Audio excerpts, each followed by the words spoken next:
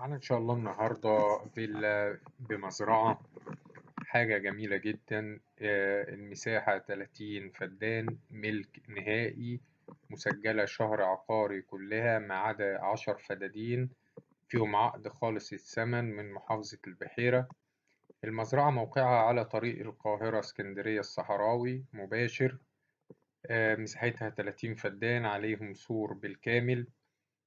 في فيلا على مساحة فدانين بحمام سباحة وسور خاص. المزرعة لها وجهة على الصحراوي، وأيضا بتطل على طريق من الغرب وطريق من الشرق. يعني يعتبر الموقع متميز جدا جدا جدا. بالنسبة للري لها آبار، بئر خاص ملوحة جزء من ال500، مية معدنية، محول كهرباء 100 كيلو.